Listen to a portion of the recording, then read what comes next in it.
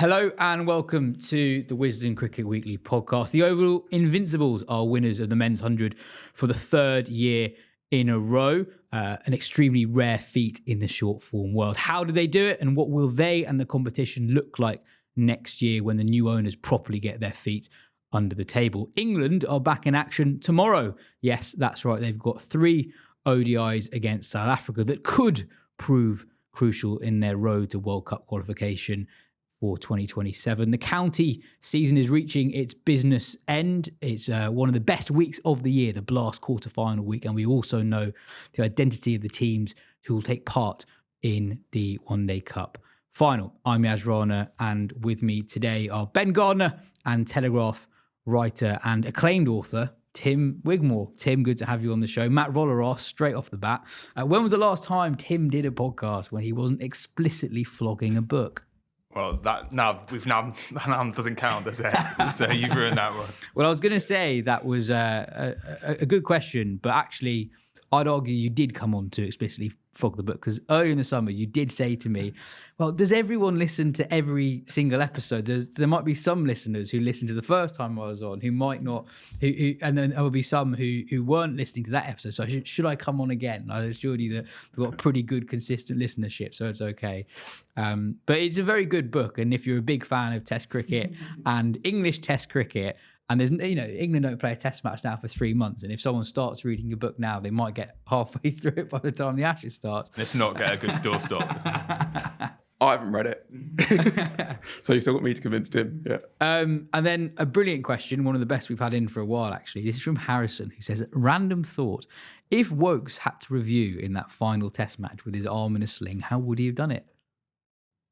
Yeah, it's a good point. I mean, the thing is that if we're going to get technical early on, is that cricketers and captains fall foul of it's very explicit about how you should review in the icy playing conditions. Just supposed to have your hand to your forearm, and you see lots of them do a T with the hands. This is a great bit for the YouTube listeners. So I would say that Wokes would be, no less falling foul of the regulations than many captains that you see with their own styles. If you want to see how to review, go and look at videos or just images of Alistair Cook reviewing. He's the best reviewer in terms of the actual shape that he makes. He's got great forearms, fist emphatically into it. That's what you need to go watch. But yeah, it's a great point about Wokes, and could well have happened, but I guess good that it didn't. Let's start with 100. 12 hours ago, Oval were crowned 100 winners for the third time in a row. It was a pretty one-sided game in the end. Tim, they were just too good on the night, showing their dominance against the Rocket side who weren't at full strength. Yeah, I mean, they've built a bit of a super team. We see Surrey in the county championship, they're probably on course for what would be the 4th in a row, and then Oval Invincibles now won 3 in a row. So everything at Surrey, apart from the Metro Bank, which has gone pretty south without all their players.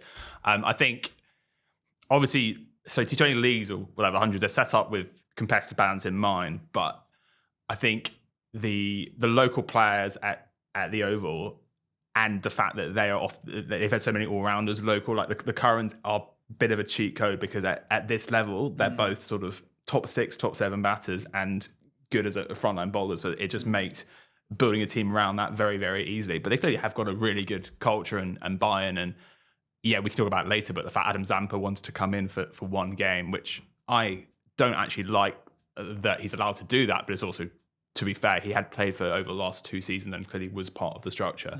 But they've got the kind of classic dream thing in white ball cricket where they have about 7 bowling options, so they can just pivot to seam or spin depending on what's required, and built a bit of a force. And I suppose actually the one thing that's a bit of a shame is it would be really fun if we had the Champions League back already to see how they would go and have a crack at the IPL teams. Well, do you think they'd be pretty good against IPL? You follow the IPL closely. I think they would have a pretty good. Just like they won't. I don't think they've got any players who. Well, you never know how many IPL teams would be there, but in theory, they wouldn't suffer really from having players playing the IPL instead of them. I think they could be a mid-table team in the IPL. Yeah, I think that's probably fair. And it would be. I mean, I think we had Somerset got to the semi-finals of Champions League once, and yeah, this Oval team could certainly give that a good run. So yeah, that would have been a fun thing to see. And yeah, I think just the amount of yeah, I suppose on the wicket here yesterday, the fact they could call on all that spin, it meant that 168 felt like a big ask. This is a great debate. It's like how would Celtic go in the English Premiership? And yeah, I guess yes. They really age yourself there. I'm glad to still fight for that name. And I guess that they wouldn't lose many. It should be not even Zampa. But I think the thing is, Tim describes them as a super team, which is true in one sense. But I think what's actually interesting is the only English first teamers they've got really in terms of white ball cricket is Jax and Saqib Mahmood, who've both sort of been in and out of the side. Mahmood actually won his place back basically in last year's 100 final. And they've actually somehow really sort of mined the seam of that sort of just the tier below. So I guess you either have players who are, and whether this helps, whether it's just, sort of making narrative after the fact, you either got players who are really keen to sort of assert their cases, like your Coxes and your Currans, like, a desperate sort of get back into that team, or you've got guys for whom this is basically the highest level of cricket they're going to play, like a Nathan Souter, for example, and maybe Tom Curran at this stage, maybe their chance of, and Billings as well as the captain, like probably might not play for England again. So actually this is their pinnacle. And I don't know whether that adds that extra little bit of edge in the dire moments, or if it's just that they have a very good team throughout, which they definitely do. But yeah, it's an interesting that they've managed to just, to build dominance in a format that shouldn't allow it. And also in a, T20 leagues are all about supposed to be, finding balance and maintaining competitive balance. And yet they've been this good. And yeah, I think it's just down to low stuff about how they've done things. And they've basically done everything right when it comes to recruitment. Obviously, having the Curran brothers helps in a tournament like this. But at the same time, you mentioned Nathan Souter, him and Tawanda Muyeye. These are not players who teams were queuing up to get. Muyeye's had a brilliant year this year, but Muyeye was there at Oval before when he hadn't really even broken into the Kent side. And when they had a gap at the top of the order, having let go of Dawid Malan last year, Muyeye stepped up big time. Nathan Souter, I'll get onto him later, but he nearly left the professional game full stop in 2022 when Middlesex let him go. Since then, he's played every single game for the Oval Invincibles. So it's really good recruitment alongside the superstar players. And even someone like Jordan Cox, we talk about him as someone who is on the cusp of maybe breaking through with England.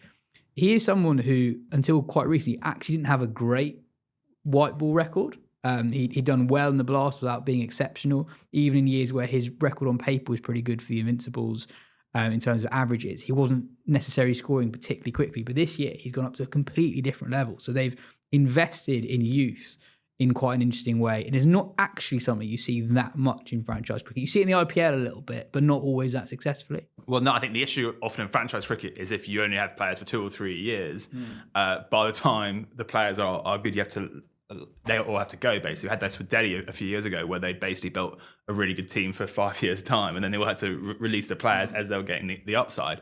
So Oval, actually, they've done things the right way in terms of they have developed organically, they have had that local core, and now we have the question, does it all get ripped up from next season and we start again? But there has been a project and evolution. In fact, when Tom Moody started before the first the auction in 2019, of course, because before the COVID year, he talked to the management of the squad about building a team to win multiple trophies, not just to win one. And so actually it was a sense of not just thinking about the first season, but actually how can we build a team that's on the rise and that can build something so sustainable. And they've really done that.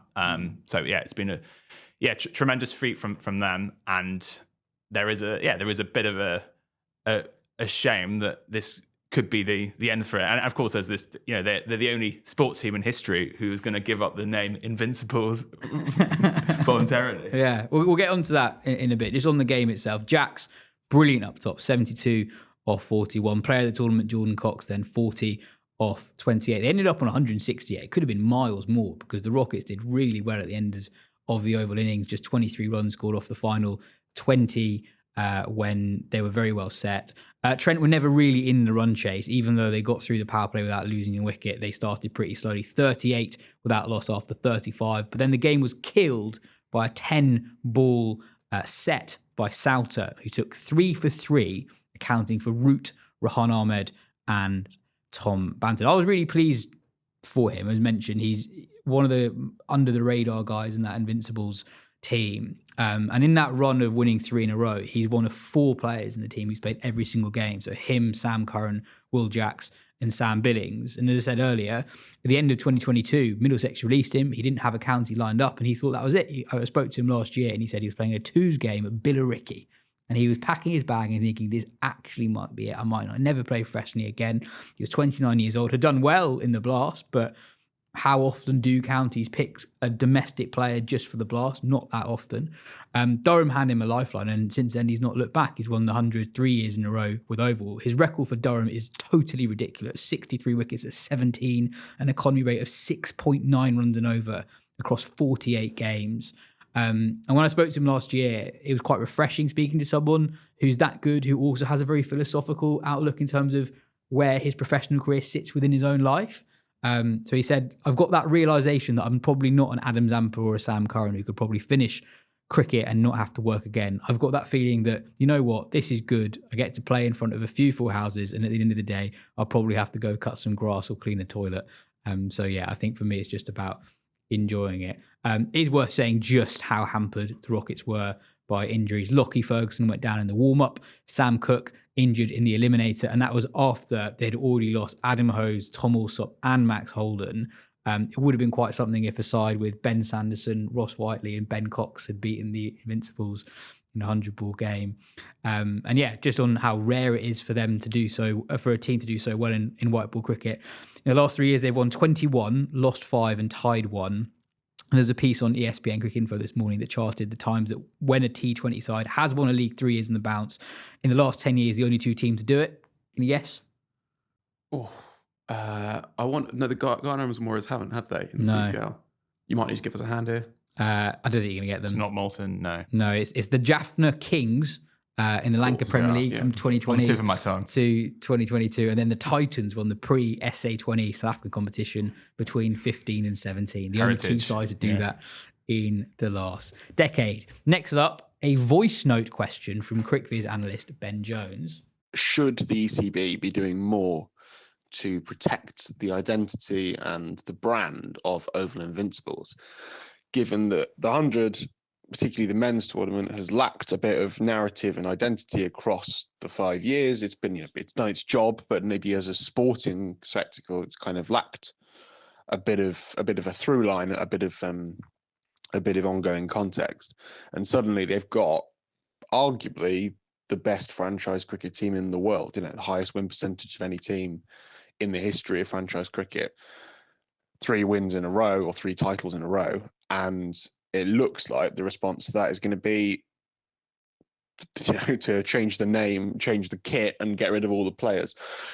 I don't necessarily think that, you can't mitigate against it a lot, but is there an argument that the ECB should be pushing back against these aesthetic and kind of identity brand changes in an attempt to try and add to the integrity of the tournament?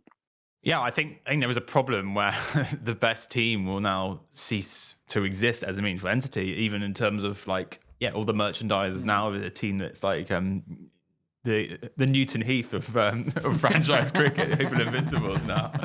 It's but how many Premier Leagues are Newton Heath on? Yeah, exactly. So no, it's a real shame. I don't think there's that much the ECB, my understanding, that they can do. I think it's not. Sorry, why not? Because 49% of the team is owned. Why can they not? And why can't Surrey say no?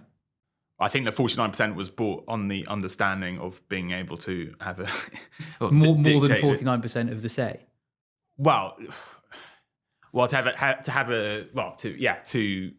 It was with the understanding that they would be able to have the name change to be part of their brand, which is what they do with all the Mumbai Indian teams around the world. I mean, arguably for them, there's a case that maybe they should backtrack themselves now. It would be interesting. I would be surprised if anything happened, but I do think it's a shame. And then you lose that continuity that's for us and that sense of, then next season becomes year 0 for the comp. And actually the whole point of, competition every year you have, in a sense, you create a bit of history, and you're not going to lose that all. I suspect the ECB will sort of shrug their shoulders, but we'll see. I guess there are 2 sides to it, Ben. There's the rebranding of, I actually think the Oval Invincibles was the best named team in that it was quite a smart alignment with the county without it being explicit by it being Yeah, it was Oval the most rather than obvious. South London Yeah. or anything like that. I thought that was a smart move, and it quite naturally fits with the stuff around the Oval anyway. But there's also then the squad regeneration side of it, which isn't completely new. That happens in the IPL, for example. Ben, what do you think? Yeah, well, I mean, there's quite a lot of strands to this, to what can seem on the face of it like quite a minor thing, like, you know, a team that's been in existence for 5 years. For 4 or 5 years, for 5 years having to, you know, change its kits, and, you know, it's not like we're changing Surrey. But I think that one is that it feeds into like a lot of like the wider stuff around the competition and like the conversation around like how much can you trust what the various people involved in its conception and who have now got a big say in its running, what they are actually saying. And we know the ECB have kind of admitted to basically being sort of a bit, you know, duplicitous in terms of why their reasoning for making the competition. So explain that. So this was an interview with one of the Richards that Atherton did when Atherton asked, would it have been more honest to say that, you know, we need to make this competition because we need to get prior investment into English cricket, and this is the only way to do it. And he said, yeah, that would have been more honest, but we wouldn't have got it through the counties back that way. And that's not that much of a paraphrase.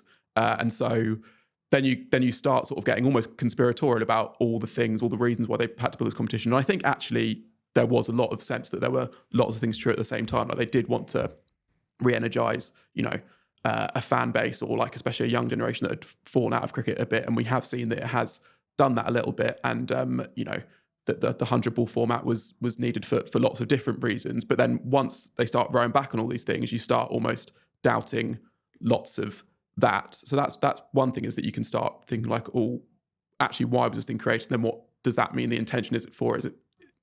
What is the intention for it further down the line?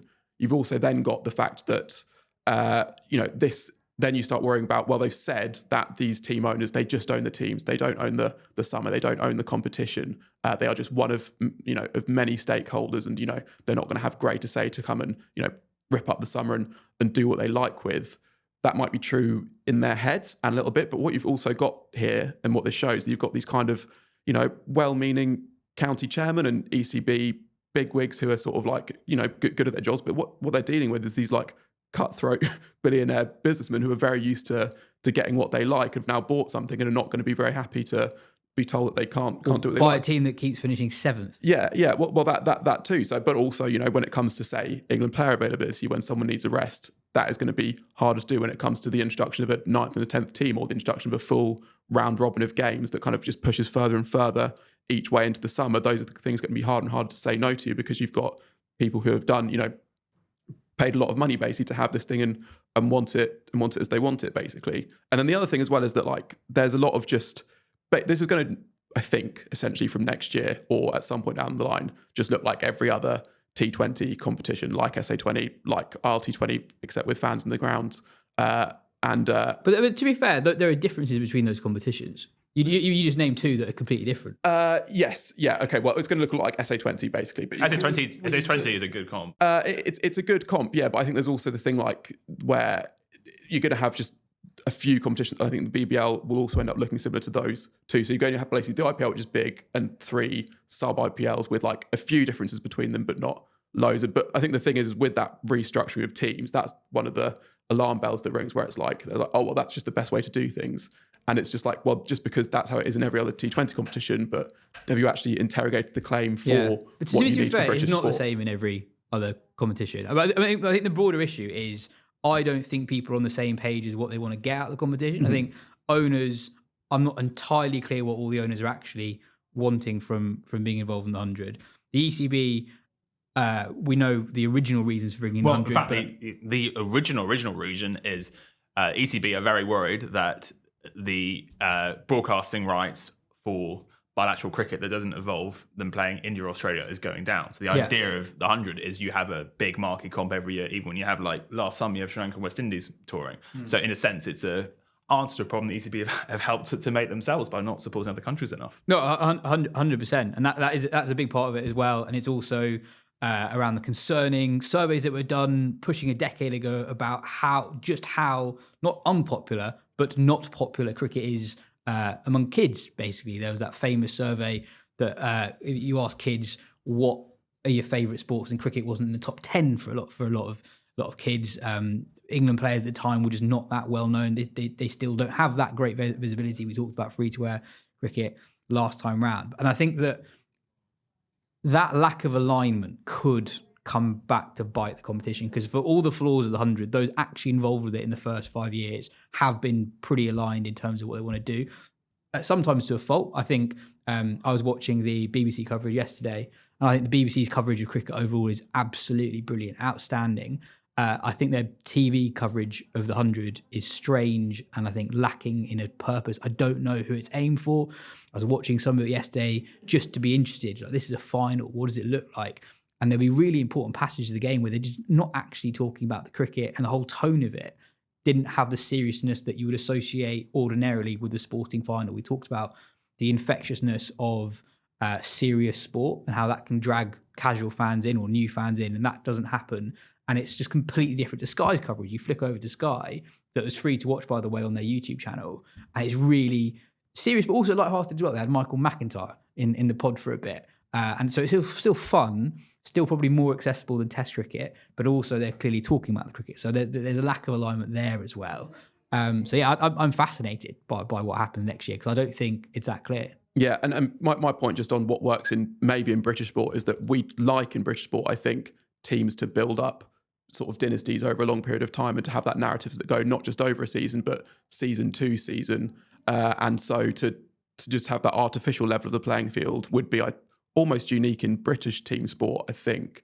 Obviously, you see it a lot around the world, but I think British sport might just work a bit differently, and that's when you get, the coverage in the off season of the transfer window and that kind of thing. Obviously, was what they, when the 100 created, they hope that Sam Curran or Ben Stokes switching 100 teams would become like a back page story. I mean, we're a million miles away from that, to be honest. But that was, maybe we will get some bigger players coming next season.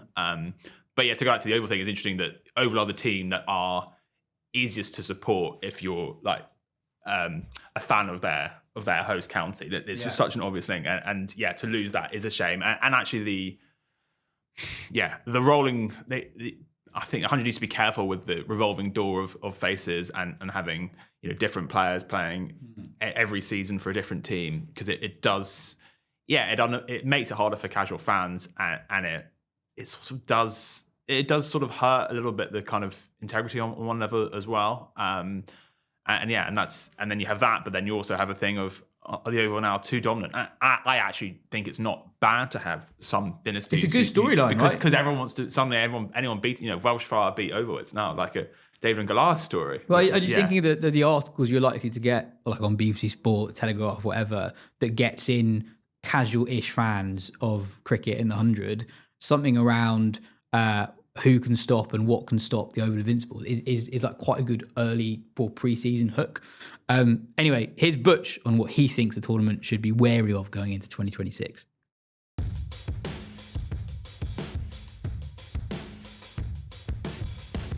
So on the Sky coverage yesterday, NASA pretty much signed off the coverage with a little warning about what might happen to the 100 in the future. We don't really know, for all the reports around it, what it will look like in 2026. The Telegraph have reported that Oval Invincibles, who have probably one of the stronger brand names and have had across both the men's and women's teams really good consistency in personnel across the years.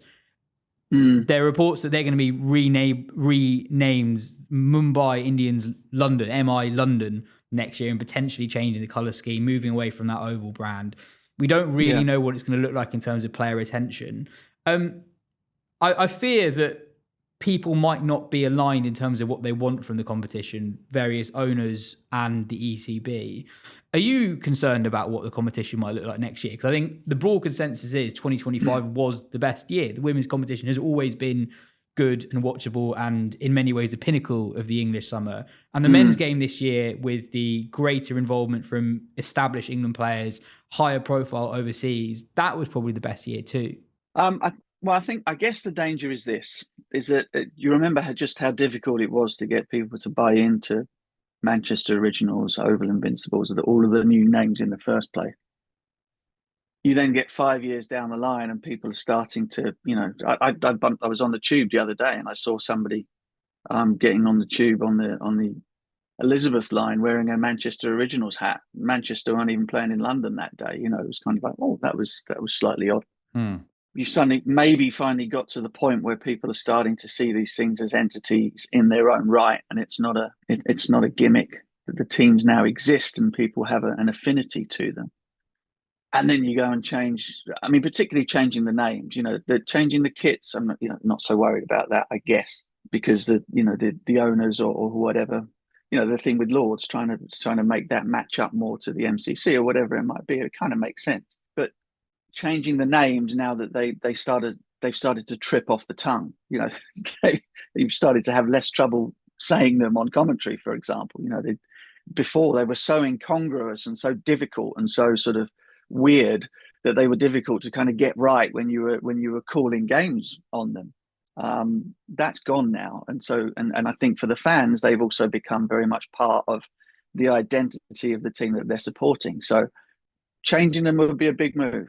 You know, you could go back to year zero again, where everyone hates the very idea of the whole competition. It was difficult enough to get people to buy in the first time. To change the names again after 5 years might be doubly difficult. What about the squad overhauls? So it's a feature of the IPL every 3 years. The IPL has a mega auction. The idea is you don't want teams to dominate for too long. And actually, in the 100, in the men's competition, we've seen one of the most dominant teams in the history of short form cricket. Very, very few teams win 3 in a row. Yeah. Again, I don't mind that. I mean, I always felt at the very beginning of this that, you know, the auctions or whatever you'd call them, the drafts or whatever they happened so far in advance of the tournament starting that it was just nobody cared. You know, it didn't make any difference. There wasn't a news story or a news splash about, say, for example, Sam Curran being picked up to go and play for Trent Rockets or whatever it might be. That wouldn't even register because it happened in October of the year before, and you don't play until August of the year later. And so what I'd always hoped might happen, and part of the way that you would align, or at least make the Blast and the 100 feel as though they had some sort of symbiosis, that one of them meant something to the other, was that the auctions would happen much closer to the beginning of the 100 starting, which would then be able to incorporate players having terrific years or terrific performances during the course of the Blast. I mean, the two things that felt as though that there was a purpose between one and the other. Now, of course, you can't. By the looks of it, the Blast is going to run almost straight into the 100. So, I mean, God forbid we're going to have like 10 weeks, maybe 12 weeks of white ball hit and giggle cricket, which is going to blow everybody's mind, mine included. But what you could do is you could make it so that the auction, or part of the auction when it happens, you'd obviously have to try and organise your overseas players and all those types of things a little bit further in advance. But you could have quite a lot more of the wild card picks or the non overseas picks or whatever they might be come 3/4 of the way through the Blast, in order to sort of give players a massive incentive to put in huge performances for whatever their team, so that they can try and pick up big money and be signed for one of the new franchises in the 100. And so that part of it I don't disagree with at all. It just very much depends on how they decide to handle it and what it ends up looking like. No, it'll be really interesting to see how it does develop, and I'm sure lots will emerge over the winter. Cool, let's leave it there for this week, Butch. We'll catch up next week after all 3 England South Africa ODIs. One day internationals, yeah. They'll feel long, won't they?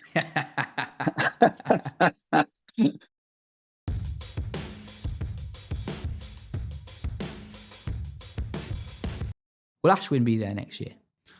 I think there's a very good chance he will be. I know he's keen to be part of the 100, which I think he's pretty much would be the perfect player DCP could pick, because he's very good player. You know, a little bit, not quite, a bit past his best, but still a good player, and he has big name recognition.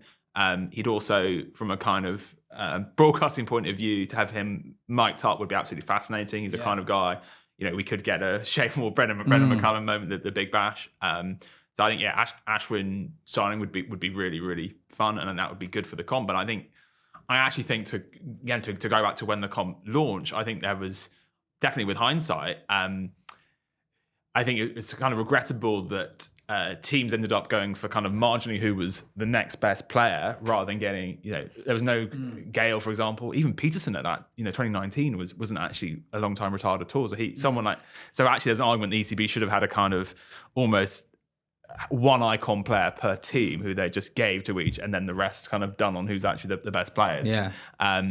But no, Ashwin would be really, really good draw for the comp. And it's so basically, if you're an Indian player, if you retire both from international cricket and from the IPL, you have a path, as Dinesh Karthik did. So he played in the SA20. So you that's your avenue to playing in some franchise cricket abroad. So it won't be very common, but it would be, ECB you would think would be terrific. And again, there's always the talk about Indian players generally. I don't see that as changing. I think the absolute best case is that within maybe 3 or 4 years, you have some deal with the BCCI where, say, each team is allowed one under 23, under 24 player. Which actually would be good for Indian players to develop as well. And that would be from a kind of marketing point of view brilliant.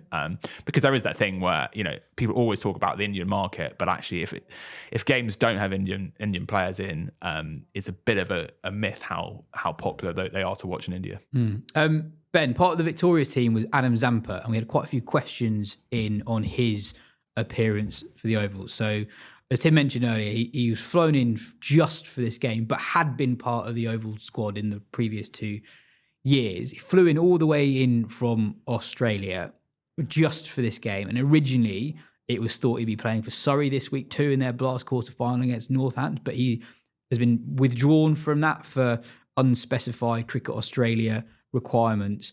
But he effectively flew across the world and back for 20 balls. Georgie Heath asks, cricket and the environment, ... Is it worth Zampa flying all the way for 20 balls? Yeah, well, this is a tricky one. I mean, it's a 34,000 kilometre round trip, which I think contributes about 9 tons of CO2 sort of per person, more than the average yearly household emission in the UK. So it's a big chunk of stuff that's been thrown into the air, and especially with Adam Zampa in particular, he is someone who is passionate about the stuff. A quote from him is that if we can think about the impact we're having on the world, if we can make slightly better, that's all we can do. He's done videos around his sustainability and vegan journey, centering on where he lives in Australia, talking about how they've planted koala corridors in his property and that sort of thing. Now, that is interesting because that was a video sponsored by Alinta Energy, who at the time were a Cricket Australia partner, and there was debate over whether they should be sponsoring Cricket Australia. Pat Cummins said he wouldn't do any more ads for them. What do they do? So they're a natural gas seller, basically. So there's pollution coming there, and they ended their sponsorship of Cricket Australia. So not long after. That video was a sustainability adjacent video for natural gas. Yeah, so I guess you could call it greenwashing, perhaps, that you have someone who is sort of if you look at the overall impact, they are a polluter, but are then sort of saying like, no, we do care about this stuff as well. And then I suppose are using a guy who is the face of this a little bit from a cricket point of view to sort of sell that they do care about these things, when actually if you look at the impact of them, it's questionable, or they would be not having a good impact. And that sponsorship deal was ended not long after. And it just kind of highlights the slight mess cricket is in general around the issue, because it's fair to say there's, slight nuances here in terms of Zampa wasn't originally planning just to fly him for 20 balls, and also that because he was going to be there with Surrey. Exactly, yeah. And also that these 1 or 2 game knockout stints are just what these franchise cricketers do. Had the one in the BPL, I think it was, when you had 3 guys flying to have an absolute stinker between them. And actually, as it was, Zampa ended up bowling quite well. And I don't think anyone has ever turned down one of these stints, because of the environment, because they've said about their pollution factor. And I think it's almost something where if you get cricket in order more generally around, what players can play different events, and how many tournaments players are allowed to play, and all that sort of mess around the calendar that you see, with lots of these crazy deals going on, you would almost crack down on this kind of thing as a sort of side benefit. And so it's not really about Zampa. I guess you are also looking at a guy like that who is genuinely passionate about this stuff. And maybe he could have taken a stand and said, look, I've been offered this thing. here's why I'm not doing it. Tricky situation. Cricket overall needs to kind of have a look at itself and decide, is it a sport that cares about the environment? Because also cricket is a sport that is more in danger of environmental changes than others. If you look at, loads of stuff, but, tournaments in or games that are played in Delhi that have to be sort of postponed, or that pollution is affecting rising sea levels or changing weather patterns that can really affect where and when games can be played, because it's a sport that you can't play when it's raining. You've got, Bangladesh is a country of 200 million people. A lot of it is very low lying. You've got lots of stuff there that actually It's been too hot. Yeah, exactly. Been too hot. The Duke's ball can't handle it when it's hot. You get all the way down from the small to the big with this, and so it's not just about Zampa. But I think this is something that really highlights something that cricket needs to be better at tackling, along with all the other things that it gets wrong, I guess.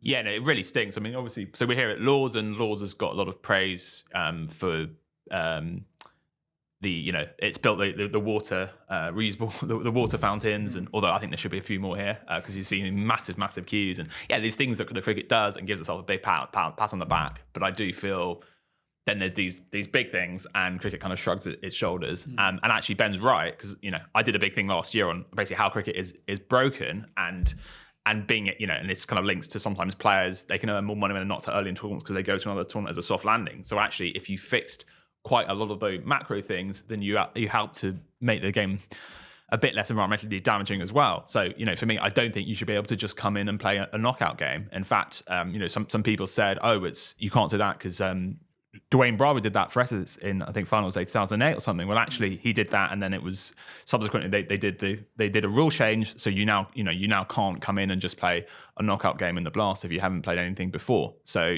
I don't think you should be allowed to come in just for a final. It's a bit grim, but there is an issue much more generally where cricket just wants more and more and more. The players are earning a living, and so we're sort of not really blaming them. But the whole structure of the sport, you have all these kind of nice words about how environmentally sustainable it is, and then you have the reality, and they don't really align at all, to be honest. 100%. That's it for part one. In part two, the England South Africa ODIs that start tomorrow.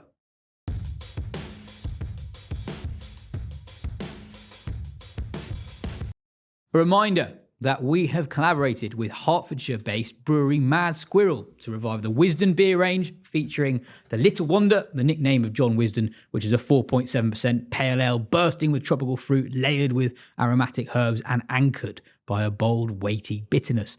The second beer in this short but sweet lineup is the Afternoon Session, which, as the name suggests, is the perfect choice for an easygoing cricketing afternoon. This 3.8% gluten-free pale ale is light, fruity, and effortlessly drinkable. And I can vouch for that. It is effortlessly drinkable. I have extensively sampled both the Little Wonder and the Afternoon Session, and they're great. You can head to Mad Squirrel's website to create your custom packs of 6, 12, or 24 beers with free next day delivery. Find the link in the description below, and trust us, you won't be disappointed. Order them today or on Tuesday, and they'll be with you by the second ODI at Lords on Thursday. And before we move on to part two, a plug for the old Patreon. We've been very, very busy there, and we will be very busy this week too. 5 episodes on there this week, dailies after every England South Africa ODI, a county show building up to the Blast quarterfinals, looking back at the Metro Bank knockouts, and an extra weekly show too. On last week's extra show, we picked the best Test 11 of the 21st century so far. Heated debate between me, Ben, and Phil. Picked some interesting names, some names that I didn't anticipate being in the debate necessarily, but yeah, it was good fun overall. And if you want, there's a picture that's been posted on social media yesterday by the Trinbago Knight Riders franchise. It's a picture of 5 guys, one of whom is Brian Lara. Next to him, arm in arm, is pod regular Phil Walker, who's and if you the thing Dwight is, Walker on the other side. Yeah, Dwight York as well. Yeah, so three great sportsmen in the middle. So you got Phil in the middle of Dwight York and Brian Lara, and Vatushan Hantaraja of ESPN Quick Info just said stylish baller, stylish batter Venn diagram, which I think Phil would 100% take. But the point is that if you want to know the down low on why Phil is there, you've got to go to the Patreon and get to the end of that episode, and that's where the scoop is. So that's how we get him in. Very good plug. Very good plug. South Africa, Ben, how good are they? Oh yeah, they're pretty good. I mean, Just beat Australia in Australia. Yeah, and in general across, obviously across all formats, having won that World Championship final, but should have won that T20 World Cup, pushed Australia, actually in the end, sort of about as close as anyone in that World Cup in the semi-final when there was that marathon spell from Gerald Coetzee, and it's just a good squad of players, and actually it's going to be a really interesting series because there's actually been quite a lot of turnover since then, and yet it's hard to say that they've got much weaker because of the strength of the guys they've got coming through. I mean, obviously Javel Brevis he's gone from being sort of a very exciting talent to this year just absolutely nailing it basically across formats. He'll be smack bang in that middle order. Obviously, Leandre Pretorius is even younger and possibly even more exciting. With his unique technique and he hits a long ball. And then actually the one that he might not even have clocked even amongst that South Africa sort of exciting pack is actually Matthew Brietzke, who isn't quite sort of the same pyrotechnic ball striker of these guys, but has had an astonishing start to his ODI career. I think started with 150 on debut, followed up with 3 more 50s. So he's got the record for the most runs after 4 ODIs. He's a real talent, which means they've been able to cover up for the loss of guys like Heinrich Klaassen, like Miller, who's in the T20 squad but not in the ODI squad, and De Kock as well. So actually building into a 2027 World Cup, they've still got that kind of some of that experienced core. Bavuma's still there, Rabada's still there, Ngidi's still there, but that young batting group actually looks like it might be almost ahead of schedule to really have a go at that World Cup title. And then starting now is a series that I think they're probably going to as favourites against the England side, which has been on the down for a little while, even with that West Indies series win, and with lots of faces that you won't maybe recognise now, but you probably will do in 2 weeks' time when they've done some special things. Tim, it feels like South Africa have got, maybe after India, the best production line of young white ball batting talent. So you mentioned players like Klaassen, Miller, Markram, Bavuma, who are in their 30s now. But the generation below that, Brevis, Stubbs, Pretorius, Donovan Ferreira, who doesn't even get into the T20 side. We saw how good he was in the 100. They are so good, so exciting. Pretorius is arguably one of the most exciting young batters in the world, full stop. One of the youngest players ever to score a Test 100 early this year. Why are they so good at producing white ball talent? Talent full stop, but I do think it's at the moment, I think they always produce fast bowlers, for example, but right now, I do find it quite interesting, just the volume of really exciting white ball talent with the bat.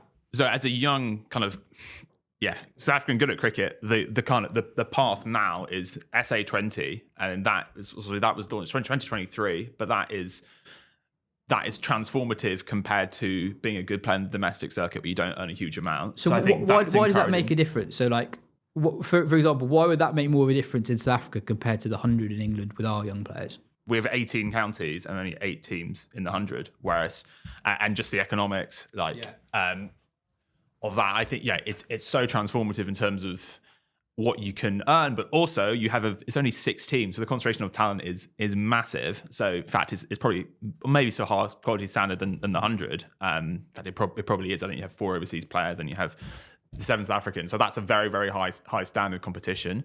But you also have a thing where basically the production line of South African cricketers is so much through the school system. I mean, we do talk about schools here, and they're very important, but that's a different level in South Africa. And these schools, which, only a very small proportion of the population have access to, but they are incredible as basically sports academies and talent factories. And of course, at these, you talked about power and white ball cricket. Well, actually, at these schools, there's a huge amount of rugby that kids play as well. So I think that power game then feeds into power hitting in the short formats as well. And almost there was a sense that with Brevis and the whole deal with Brevis and the whole thing of the baby AB tag, then it becomes almost self-perpetuating, where you then get other people try to mimic that, and you also get sort of scouts there. Actually, we've seen Mumbai Indians have been very attentive to talent in South Africa in terms of Marco Jansen, I think, was, he got an IPL gig really before he'd done anything in South African domestic cricket. So it really has been identified as real, a hotbed of talent. So South Africa are now suddenly in a place where even a few years ago, people were pretty worried about the future of the game now. And then it suddenly feels like they've got a lot of things right now. They've had some kind of luck as well. And they're in a position now where they kind of should be actually a team who's being pumped up more in terms of, playing them should be a bigger deal. In fact, you go back to the, 90s, 2000s, England South Africa was a really good rivalry because England would always get hammered by Australia, and actually South Africa would have some great contests with. So in terms of... They've sort of been replaced by India in the marquee series. That's right. But I know there was talk, and there's talk about when they come in England in 2028 about making that, it's currently scheduled to be a 3-match series, about whether that could be a 4 or 5-match series, which would be a very interesting idea, because basically to kind of get back to England, the risk for England is every other summer, i.e. when you don't have India or Australia coming for a test series, feels like a kind of fallow year, and that's what you really don't want that to happen. So actually building up other countries is a great thing. It actually is England's interests as well, and obviously yes, the kind of debate about their part of the World Test Championship final, but they they won that fair and square. And obviously, we can go back. It's a real shame they're playing no Test cricket at home this summer. But no, in these series, I think, they probably are slight favourites in both.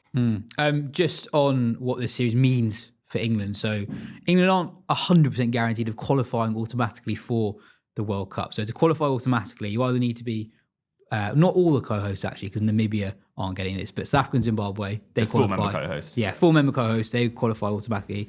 And then it's the 8 next best ranked sides, so basically top 9, go through. England are 8th at the moment, and they're not miles ahead of West Indies and Bangladesh. And South Africa actually aren't that highly ranked themselves. So if England were to get thumped this series by South Africa, who is 6th, that would set them back. Yeah, that would really set them back. And Bangladesh are pretty good at home, and West Indies aren't that far behind England. So it's not totally out of the realms of possibility that at the very least England are a bit nervous at some point in the next year. And it would be very England, because I remember England, they didn't know the World Cup 2023, that doubles qualification for the Champions Trophy as well. To kind of have the attitude that it's beneath them to worry about these things. But no, I do think actually the issue there is like we had the World Cup Super League, which meant there was a qualification table that's very transparent, and having stuff done on rankings is really rubbish. You can't really work out what you the cannot effect at is. all. It's so confusing. So that's just the issue. But it also shows that England just, they haven't been very good for quite a while. I mean, going back to the last 3 ICC events, I think they've played 15 games against Test opposition, and they've won only 3. So there's a lot of work to do. We've just been texted the England team. That's how it works. Jamie Smith, Ben Duckett, Root, Harry Brook, Josh Butler, Bethel at 6, Will Jack 7. So exactly how they were against West Indies. Then the seam attack is Bryden Cast, Jofra Archer playing for the first time since the Champions Trophy, Sonny Baker on England debut, and of course Adil Rashid. They've actually got a pretty settled balance to the side now, or they set on it for that West Indies series. New look top 7 with Jackson at 7, Bethel at 6, and then 3 seamers plus Adil Rashid. Exciting to see Sonny Baker, Ben. Yeah, so I think that the 2 notable selections there really are Jax over Rian Ahmed. I think there's a suggestion that the coming man would. They wouldn't have changed. That's the thing. You can forget how Jax played that knock was eye-catching by the fact that it wasn't eye-catching against West Indies. He's had a good 100. That knock of the final just confirms it. So I think that's fair enough. But yeah, Sonny Baker in, and I was thinking that how much this series means for Sonny Baker. Almost that selection for the first ODI would tell you where they rated him. Is it that he's a fringe guy that want to have a bit of a look at in the nets, but he's maybe not that hard to think, or are they trying to get him in straight away and give him as much of a run into the Ashes as they can? And the news this morning as well that Jamie Overton has retired from first class cricket, basically pulled out of Ashes contention to play in franchise stuff. Obviously, it's a decision you could talk lots more about for other points of view, but it also gives England another spot in that Ashes squad that Overton likely would have filled. I wonder what the order of events was there as well. Well, apparently, I think he was thinking about it for quite a while, and played that test against India, and I think that confirmed to him that his body probably wasn't really up to it anymore, like how sore he was afterwards, that he actually couldn't do this thing where he just plays one game every so often. They either need to fully commit to it or just pull out, and he's done the latter. But that means it was worth mentioning on his test return just how out of the blue it was in terms of his career. He'd bowled 40 overs in the year and a half leading up to that test match in first class cricket. I cover a lot of Surrey games, And it was a pleasant surprise to see Jamie Overton playing red ball cricket this season. It wasn't something that was necessarily expected. That's a big piece of news as well. Overton's in the ODI squad, not playing the first game. Sakima moved the other quick, not picked.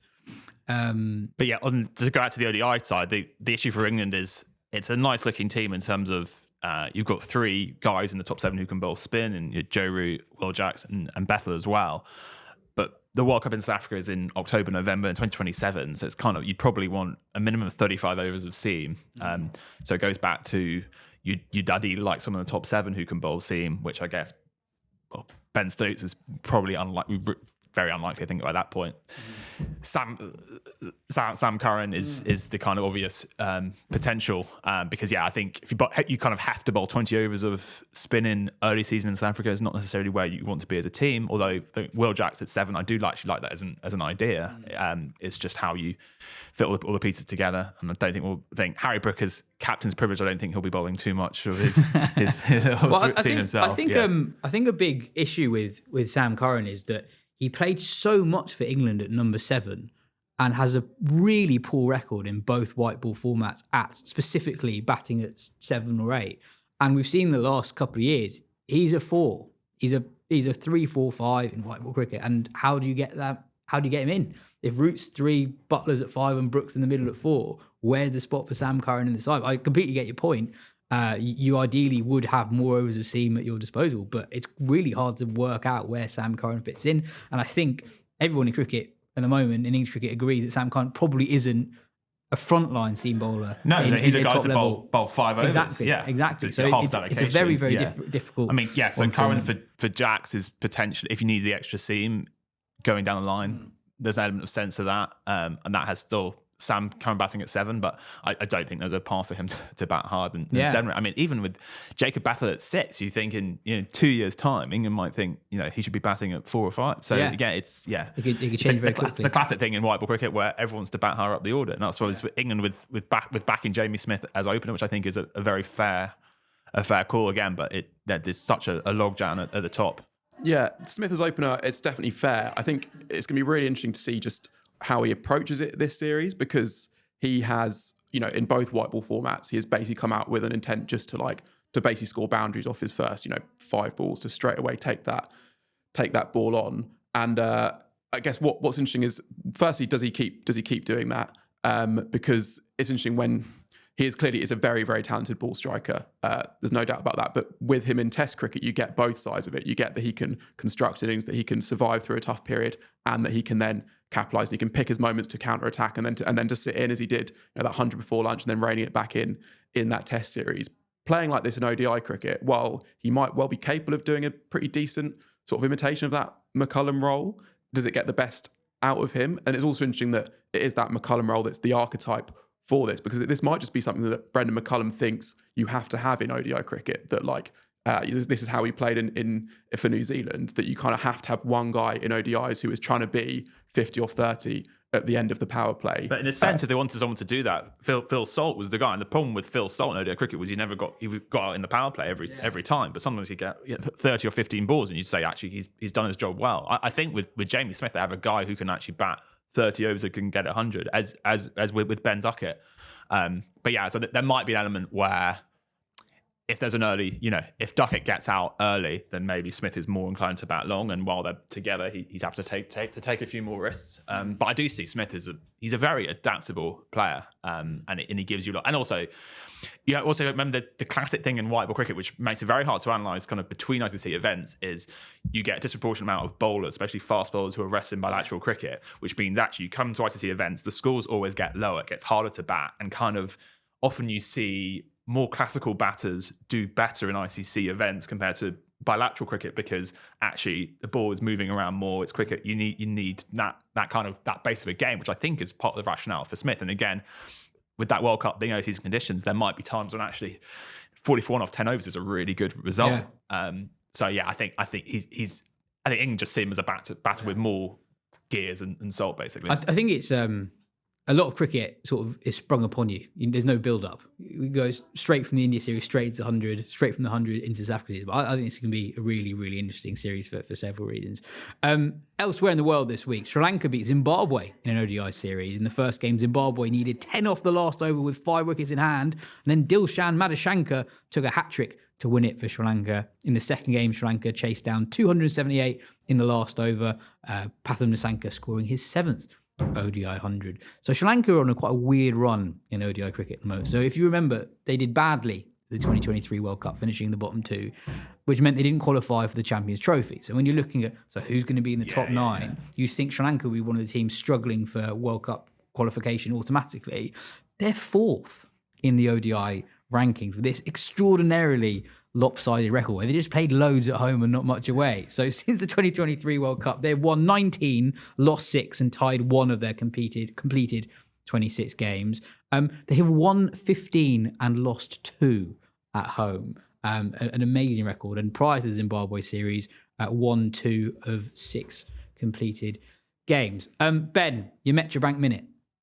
Yes. Well, I mean, I don't even know if I'll need a minute this time because we just had the knockouts. Basically, that's all that's happened since last week's show. But for Hampshire, it's been the Liam Dawson show. And I guess having not played a group stage game, maybe we can have some of that discussion around sort of competitive integrity as well, which, you know, the Metro Bank, as it becomes sort of more established, something counties actually want to win rather than sort of, you kind of look around and see who you've got. And then you sort of muddle through the group stages and then, you know, play some games later on.